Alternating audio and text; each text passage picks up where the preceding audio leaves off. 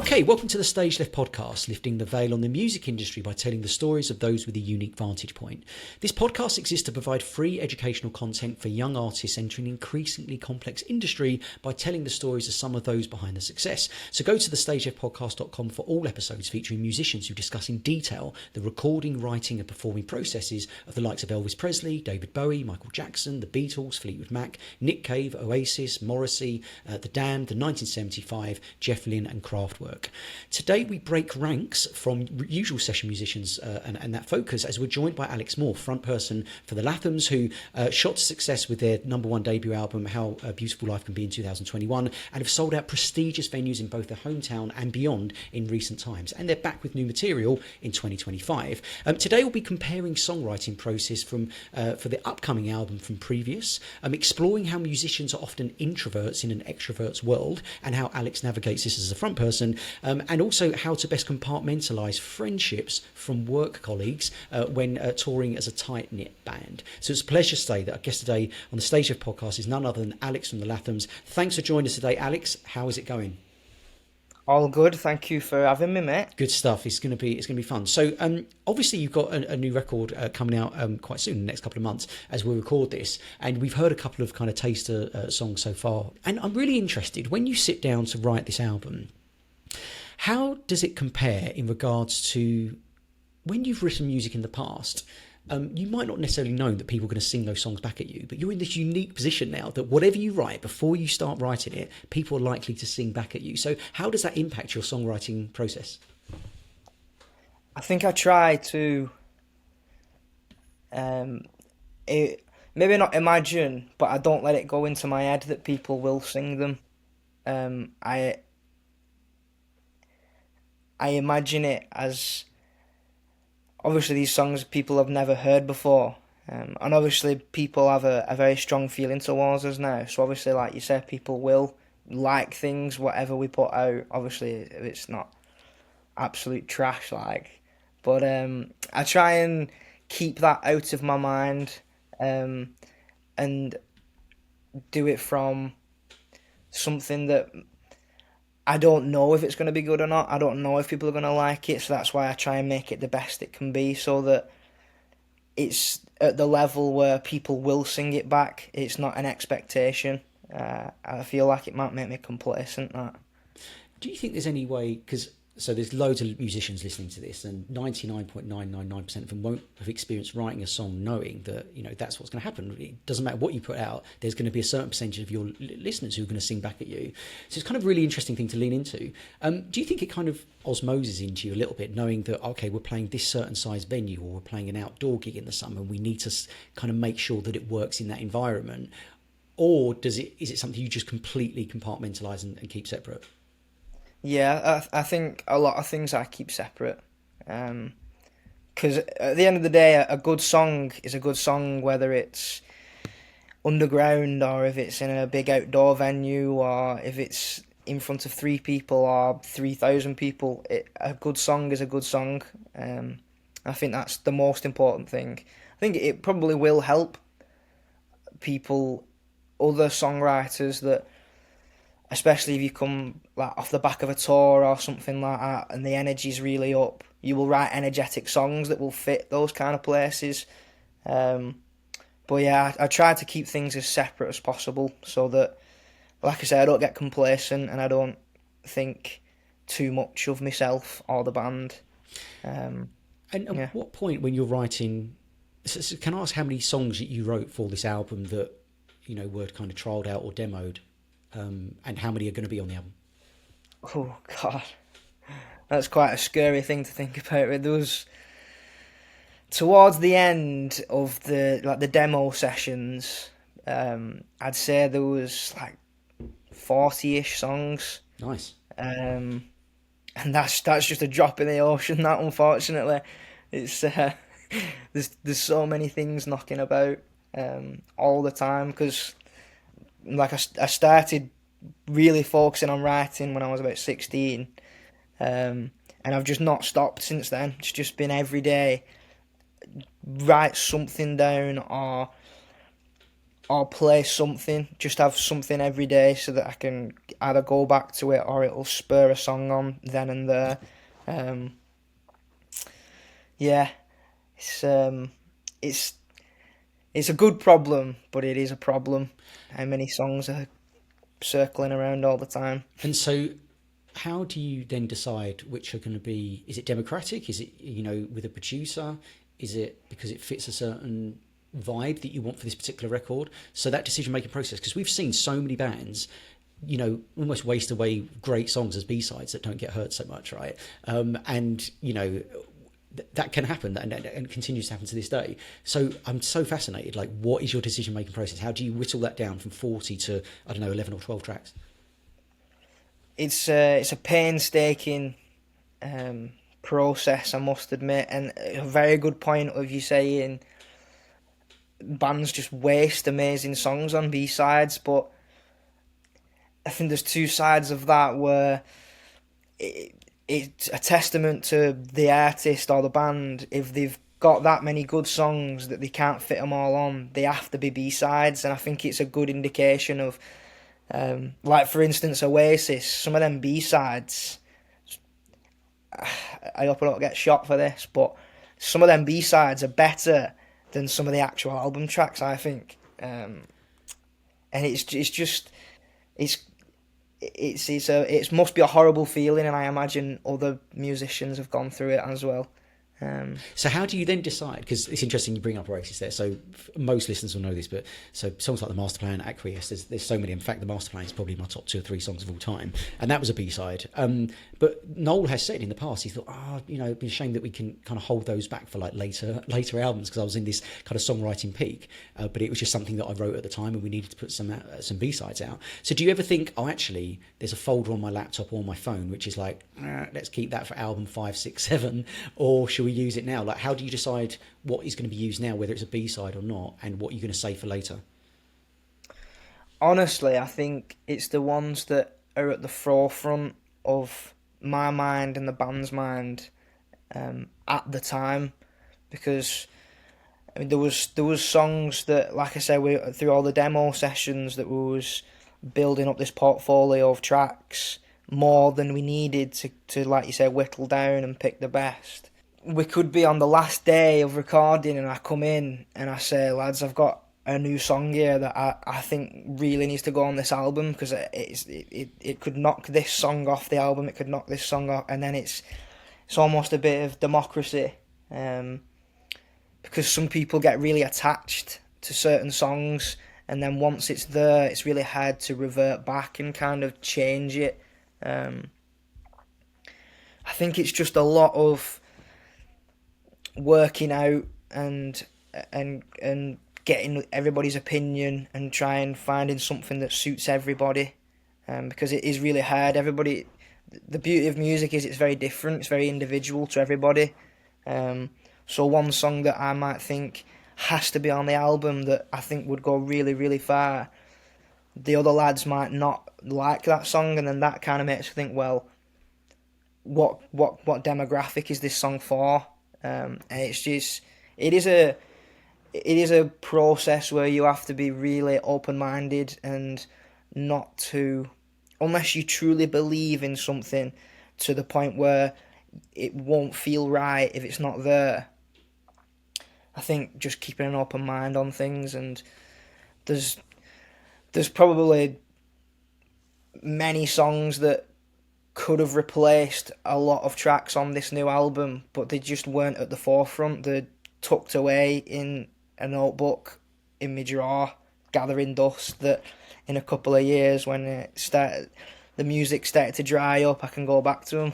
But There you go. It's just so backdated, because you write one and then it's dead exciting and you love that song and you play it over and over again, but then a couple of days later you've done the same thing and wrote something else, and then you just get pushed to the side almost, which is on me really to kind of keep everything where it is and keep a check on things. But musicians aren't really very organised people, I don't think.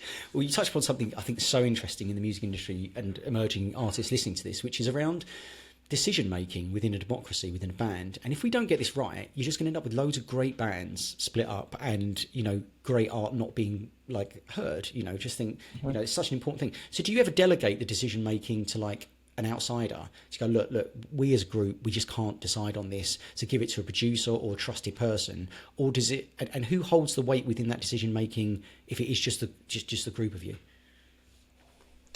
Well, I do like to get opinions from as many different sources as I can. Nice. Different people from different walks of life, because obviously, like I was saying, music is so individual and so unique.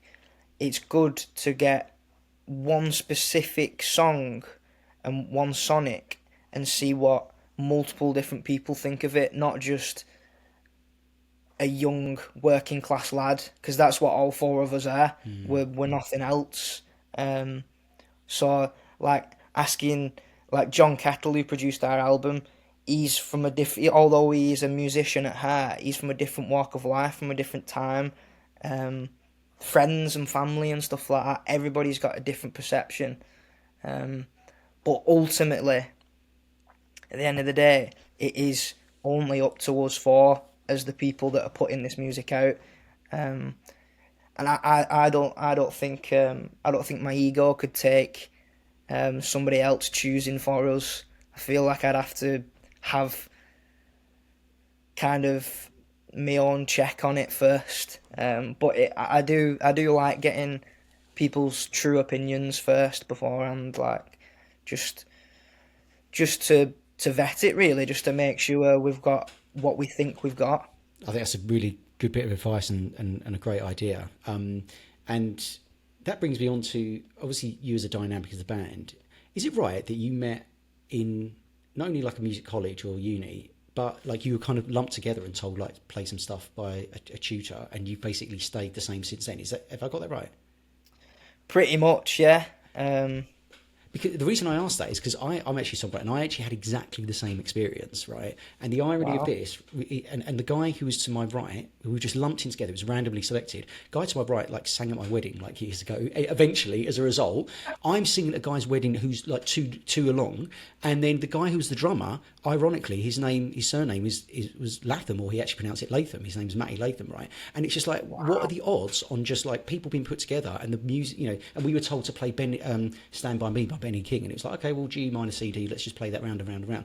And it's so interesting how like with yourselves you just put together, and maybe if you were just like that teacher at that time and made a slightly different decision, you might not. Where would you be now? Like maybe you're in the same place. I don't know.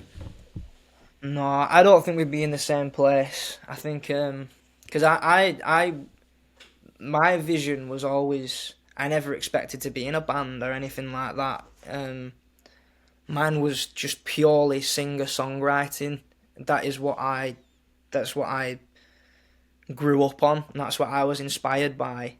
I think no matter what, I'd have worked so hard that no matter what position I was in, or if I was in a band, if I was a solo or whatever, I would have made it work in some regard, because it's the only thing I can do. It's the only thing I've ever stuck to firmly and unwaveringly for years, and it's never changed. I've never woke up and thought, I don't really feel the same about music as I did when I first started. It gets stronger rather than kind of fizzles out a little bit, and I've never been like that. I've always been jumping onto this, that and the other kind of.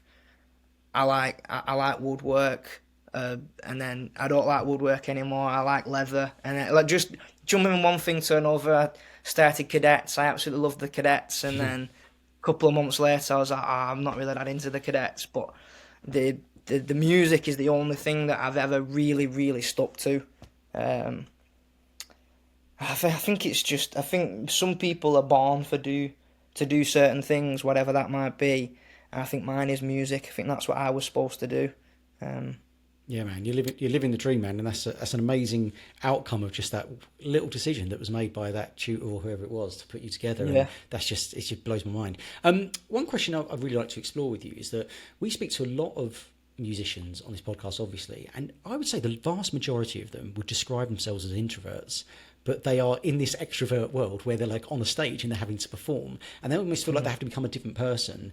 How do you navigate that as a front person? So you're like, 90% of the audience are going to be looking at you for the majority of your shows, right? Even if they might be interested in what else is going on. So like, does that come naturally to you? You just mentioned being like a natural musician. Does that part come naturally to you, or do you have to lean into it, or what's your relationship with being a front person? It's definitely not natural to me. I still would say I'm not your typical front person. I really struggled with it, especially the first couple of years. I really struggled with people looking at me and like kind of almost looking at me for some kind of engagement or some like reassurance. Maybe I'm not sure. I really struggled with that. Because I've always been I've always been a background person. Just never really noticed or never really really out there to kind of like, wait, look at me, like I'm the big I am or whatever. That is just not the kind of person I am. So I have to kind of come out of myself and not be the Alex that sits on couch in his boxes watching TV in my own space. I have to be something else, and I have gotten more used to that now. Massively. I think that does just come with getting older though, and getting more mature, and just being more of who you are. Because for a long time, you just kind of growing up, maturing, hormones are raging, don't know what's going on. So I think just maturing and just becoming who I am has helped, but also maybe that has helped me get to where I am quicker, speaking to people all the time and having a responsibility. I think I'm still working on being a front person, because it's not. I wouldn't say it's quite there yet. Did you find it unusual or feeling maybe even more exposed when you would sing songs where you don't have the guitar? Because I know loads of people who almost hide behind their guitar. It's almost like their safe space, and they'll play guitar. Yeah. And then, you've obviously done it a number of times. I mean, that performance of Struggle on Jules Holland was just, that was... Firstly, we're going to come to that in a moment, because it's a great, great song and it was a great performance. But it's very noticeable. It's like, okay, you're holding the mic. Does it feel very, very different for you to do that? And does it feel more uncomfortable or less comfortable? Or do you not think about it now? Weirdly enough, that you said most people kind of hide behind the guitar. It wasn't like that for me. It was almost... And don't get me wrong, I love the guitar. I love playing the guitar. I love playing it on stage, and I love having that wood and the smell and the feel. I love that. But it was almost, on certain songs, it was almost a hindrance. It was like a shackle. Interesting. That was just kind of almost weighing me down, where if I'm completely free and open, I can express that on stage and engage with people and have a little walk around and just be more open and more expressive. And that has helped me be more of a front person more than anything else, I think. So on the next tour, like percentage-wise, how much time would you be playing guitar now on the next tour, do you think, compared to not?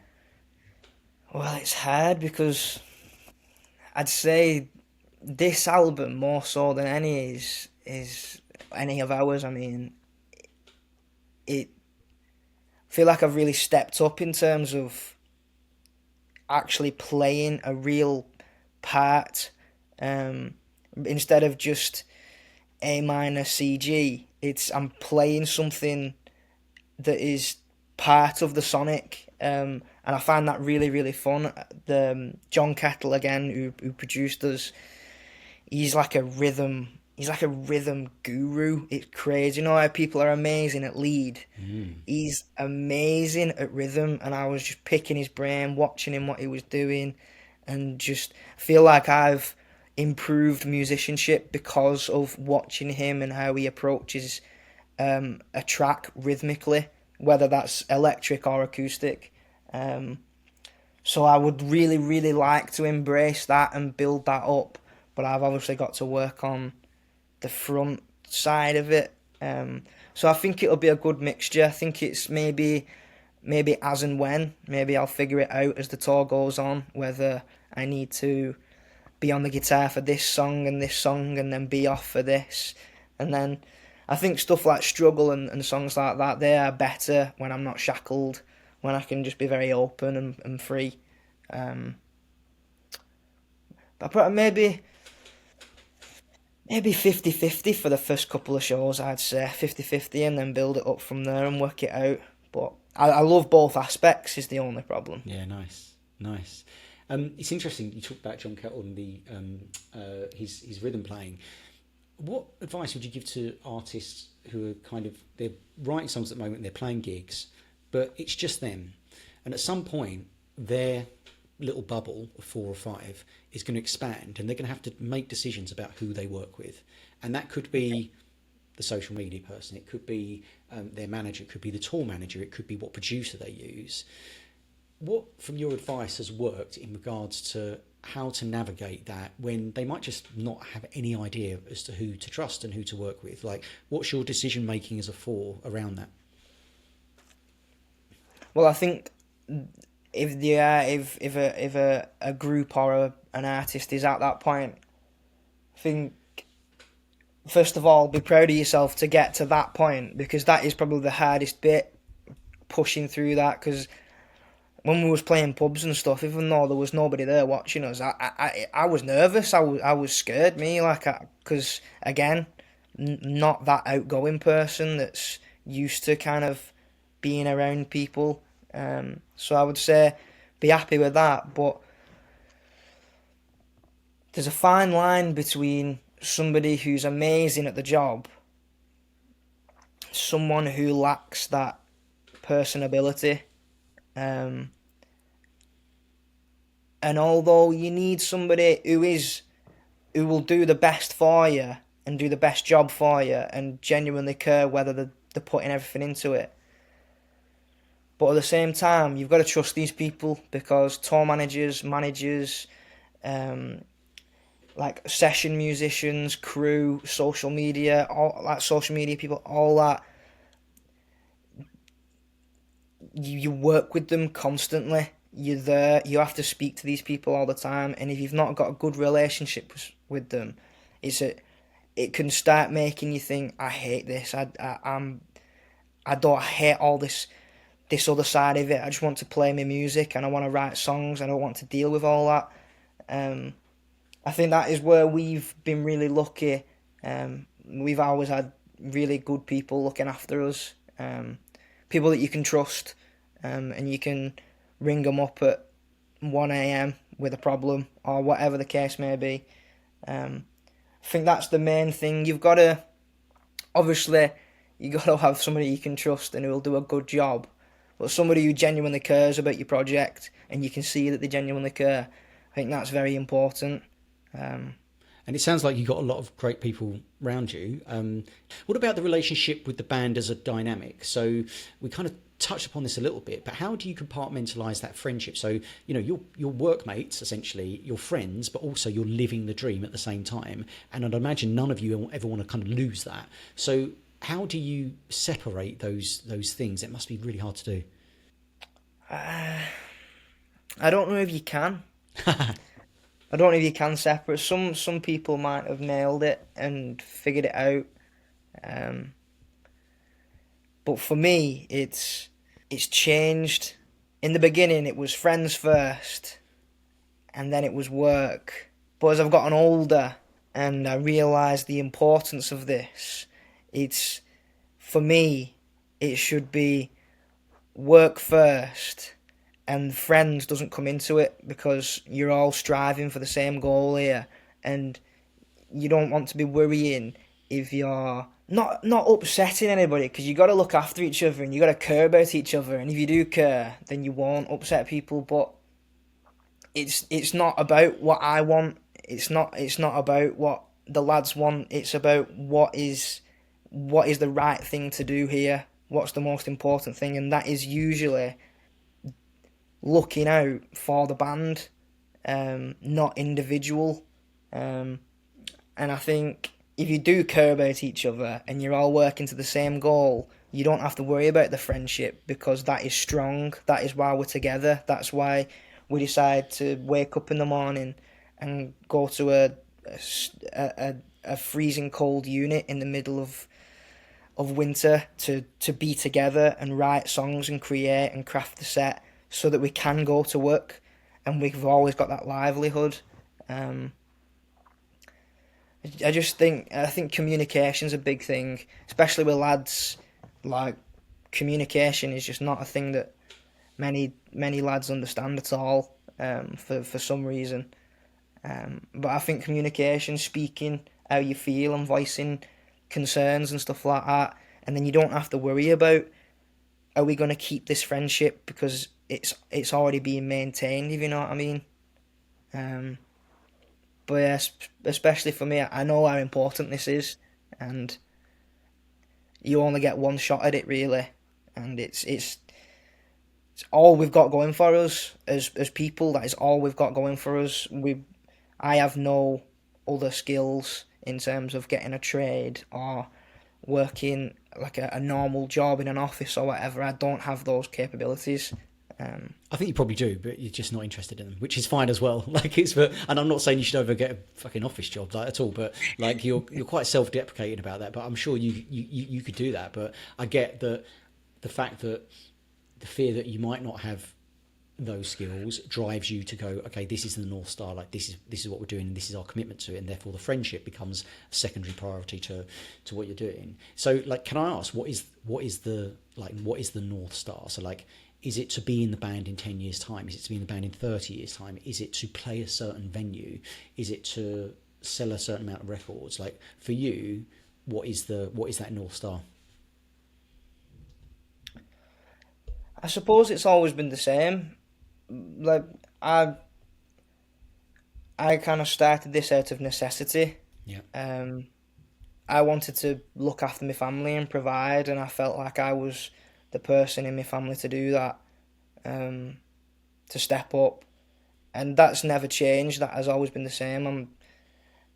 I'm doing this to kind of better people's lives, but something that might have changed is maybe selfishly as I've gotten older. I want to do this for me. I want to be working until I'm old. I that's what I want to be doing.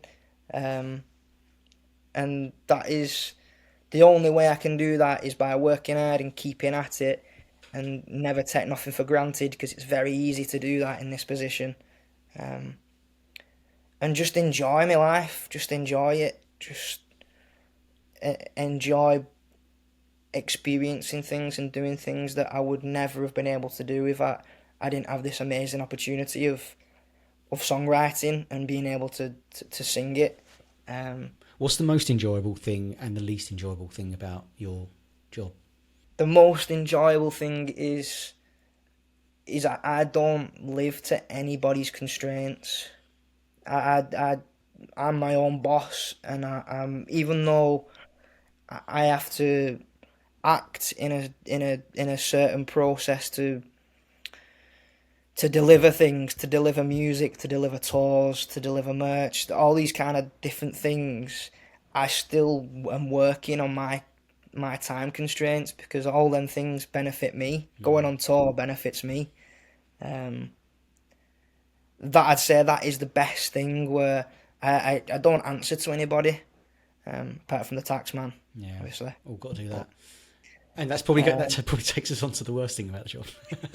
The worst thing is, I mean, there's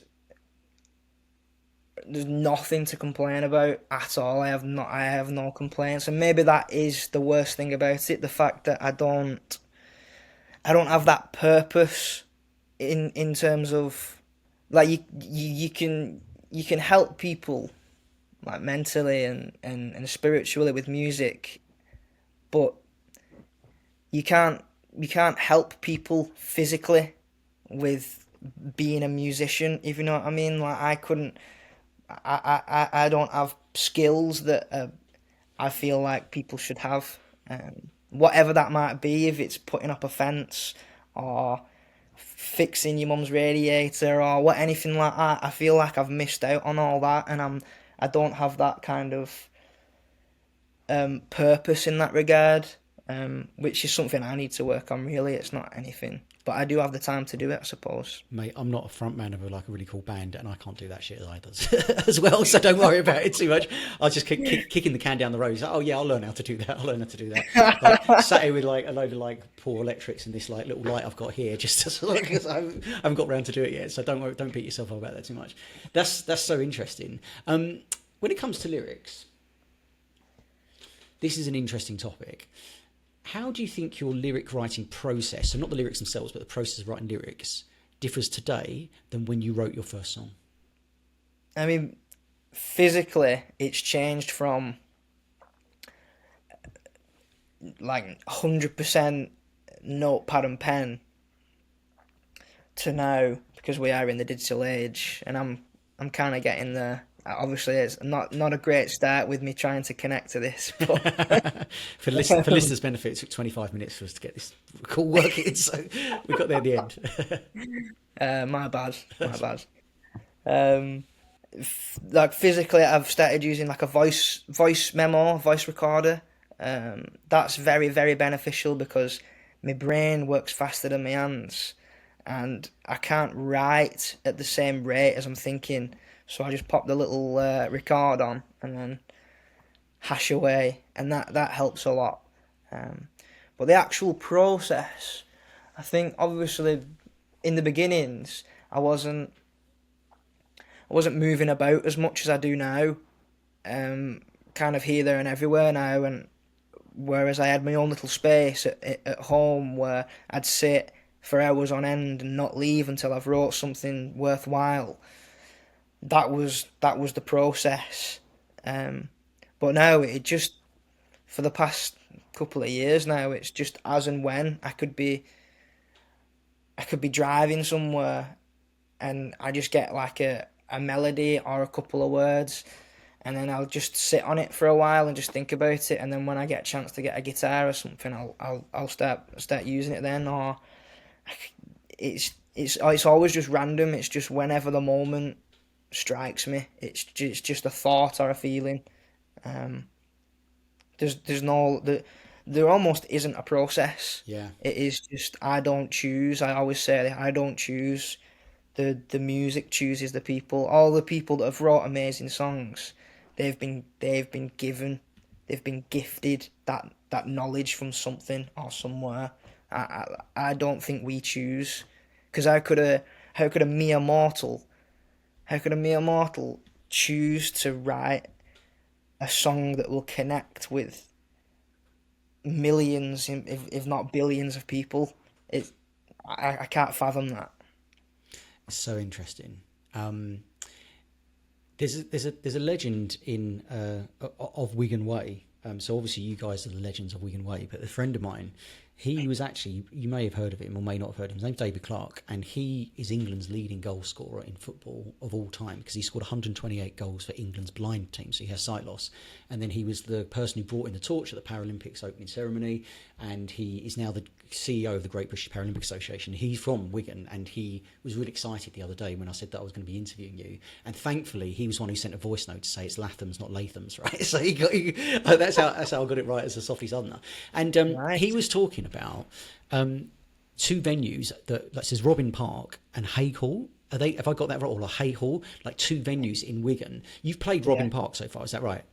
Yeah, that's correct. Did that feel like a bit of a homecoming? Was that a particularly special day, I'd imagine? Absolutely, yeah. Because I don't know if you know, there's this really interesting thing that Sir Johnny Wilkinson, he was a rugby, I'm sure many people know of him. He won the World Cup for the English rugby team in 2003, and he said when he got to that zenith of playing, like, winning the World Cup, he actually felt really depressed afterwards, because he was like, I've kind of like got to where I want to, and I'm still in like my 30s. It doesn't get any better than this. How did it feel after playing those types of venues that are really special to you, kind of growing up in the area? Did you have a similar thing, or was it just like a crazy buzz and we'll do it again in 2 years?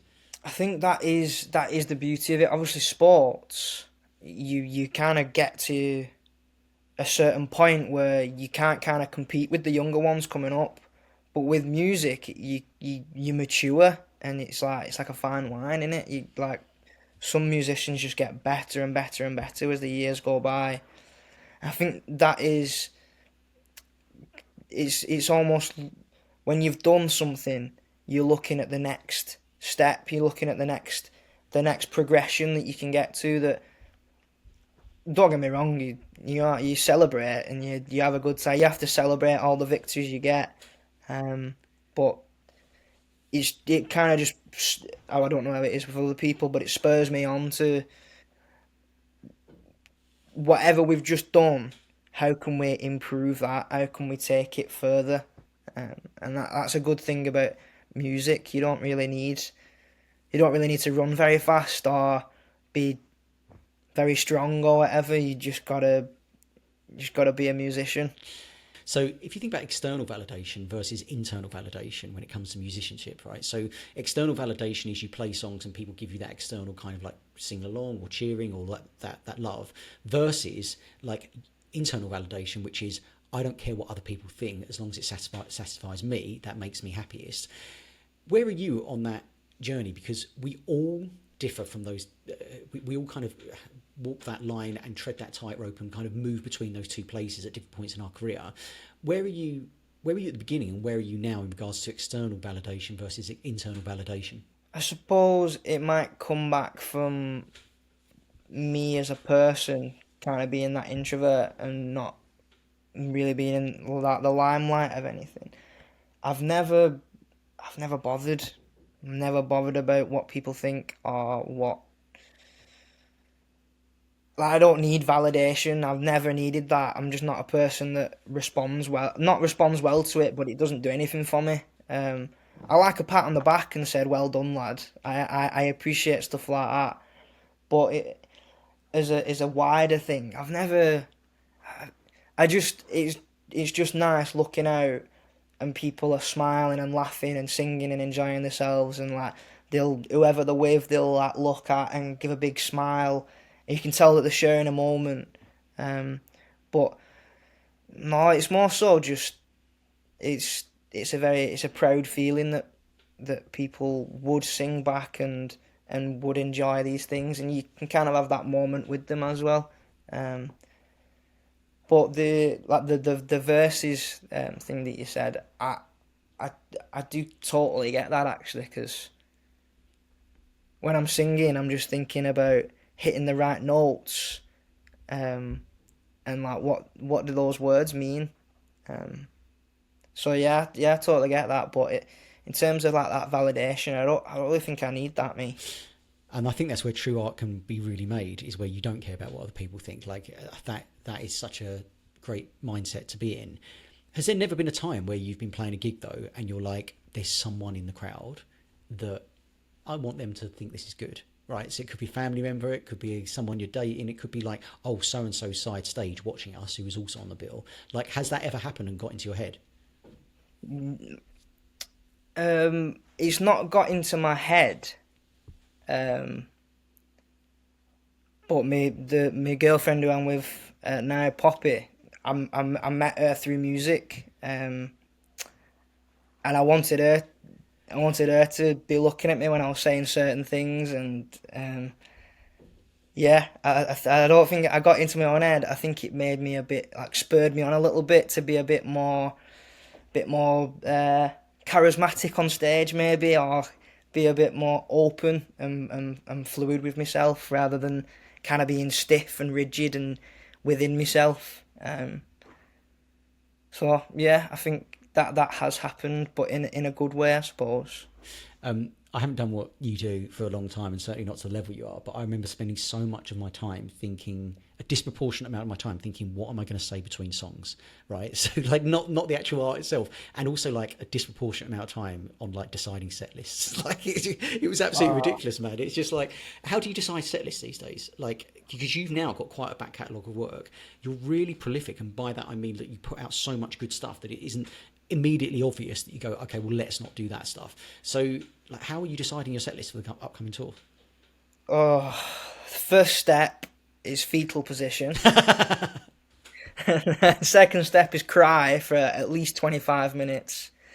Um, it's we've got a big whiteboard in our unit where we rehearse, and that has been written on and rubbed off more times than I really care to mention. And it is just that, it's just hashing away back and forth, because a lot of the times it was because we only had a certain amount of songs, we could only create a certain set, really.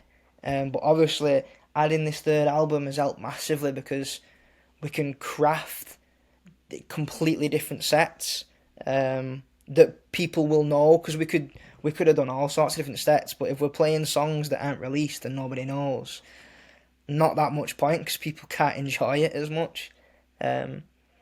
So I think it would be easier for this album tour because obviously we need to play album songs.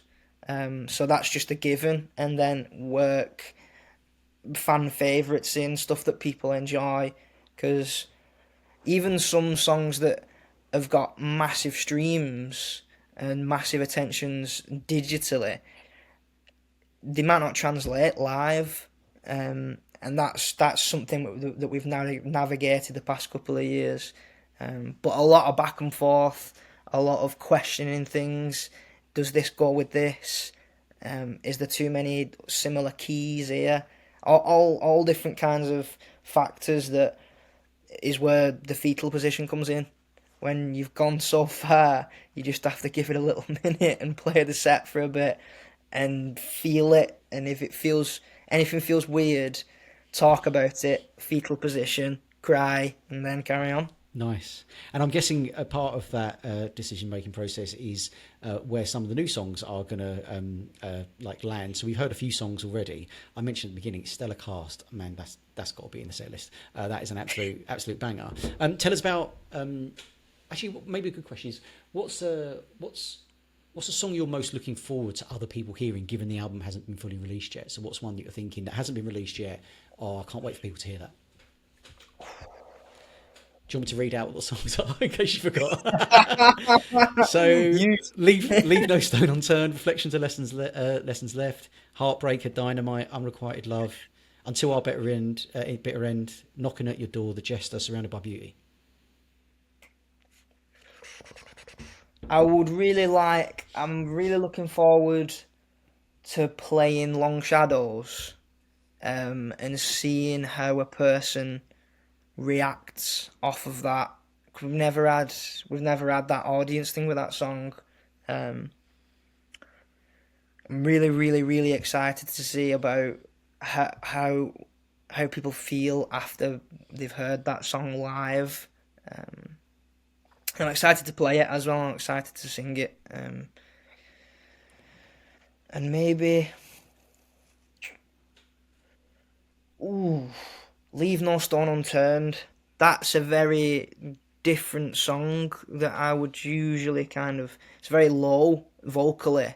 It's in a very low place, and I'm quite up the register me usually.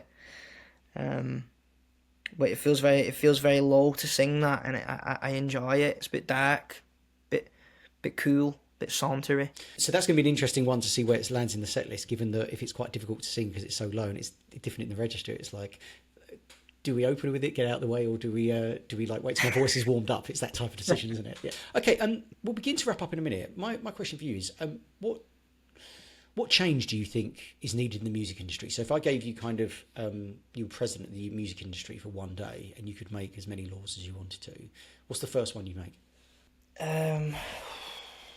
We might as well start this podcast again and spend another hour talking about it, but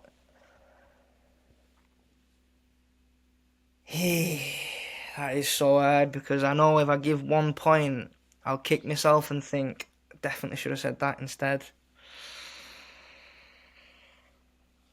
I think there's a lot of things that need changing,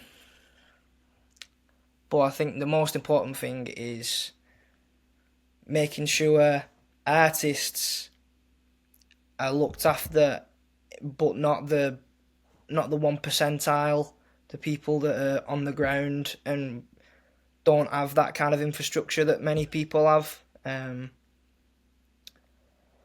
think there's a lot of, it used to be, to me, music used to be for somebody, there was no like entry requirements. It was if you was from the worst estate in the worst place in the UK, or if you was born in a massive 10-bedroom mansion in the nicest place in the world.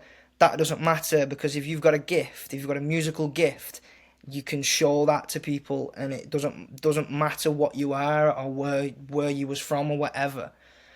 I don't necessarily think that is the case anymore. I think money plays a big role in this industry, unfortunately, just like everything else. So I would say people would need to be, even just down to being given information. I didn't know about how to get paid as a musician, or what channels you can go down to get information and this, that and t'other. And I think a lot of it is fueled by purely money and looks. And I think stuff like that needs to change, where it's about the pure talent. It's only about talent and how dedicated you are to this craft, not about anything else. Let's talk about struggle. We mentioned that earlier. Modern classic. You must have, at what point did you know this is a good one? Because you obviously really like it because you stuck it as the opening track of the album, right? So like you knew, and you released it as a single, and you did it on, TV shows such as Jules Holland. At what point in the process were you like, this is a good one? So, bit of trivia here. I wrote Struggle before we released album 1. Really? Yeah. But I was at that time, I was quite angry guy, and not, I was almost like I'd a front up all the time to not be like taken advantage of, or I don't want no one getting one over on me or anything like that. It was very cold and very harsh. And that song is obviously very, very personal. It's about a big part of my childhood. And I didn't want no one touching that. I didn't want nobody messing with it or making it feel any less than what I wanted it to be. So I didn't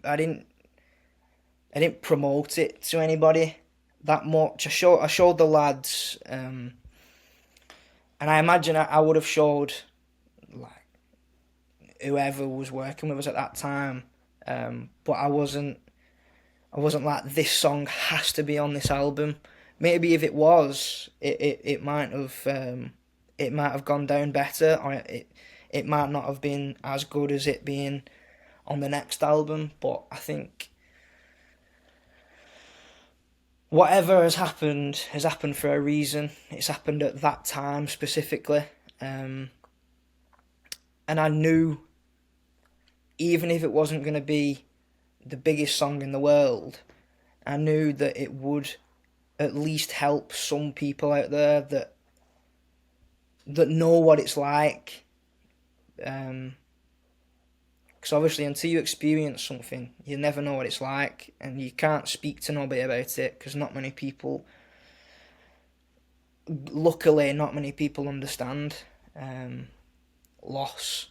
And in a certain way, obviously we all understand loss, but in very different ways, unfortunately.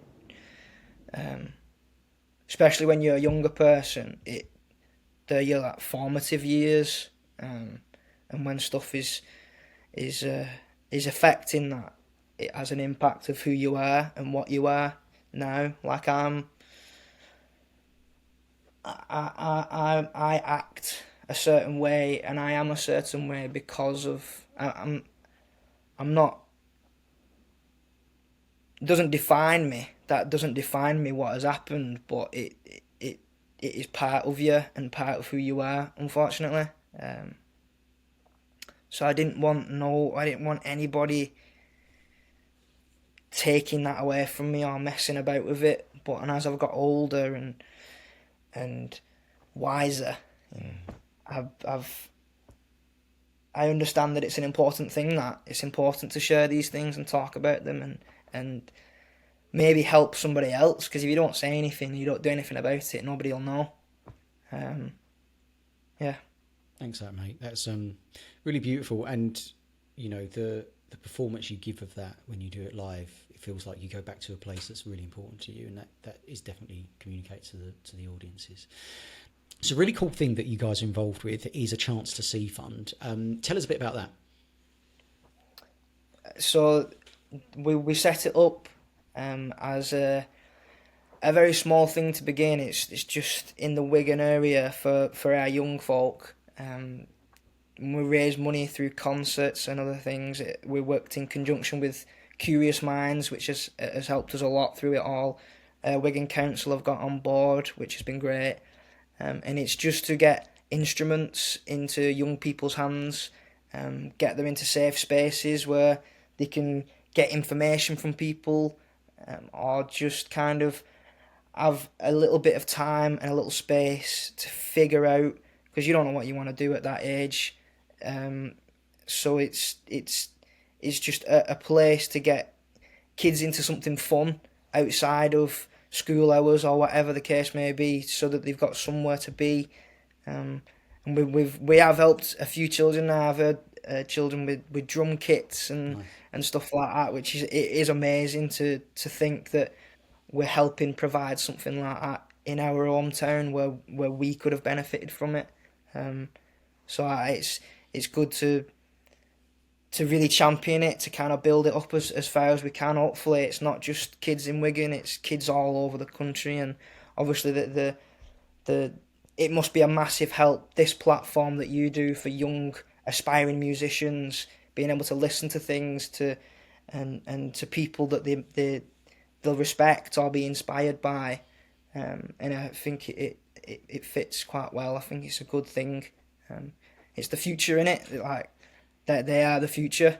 That is the be all and end all. And let's hope one day that they form bands that one day support you in Wigan or something like that, right? That's the ultimate aim, wouldn't it be? How nice would that be if they eventually get to that, to get to that level as well? Absolutely.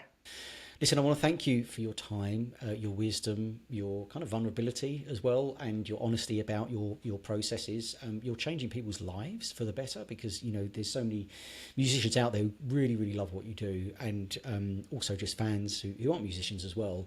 And I really love how you're kind of really authentic to yourself. So I'm just going to keep saying, keep being authentic to yourself. Try not to let the bastards grind you down in the music industry. And I hope to see you on that stage when you're 70, as you said, strumming away, sing along, and you know, making the best of it. So thank you for being such a great guest on the StageLeft podcast. Oh, thank you so much for having me. It's been a pleasure, mate.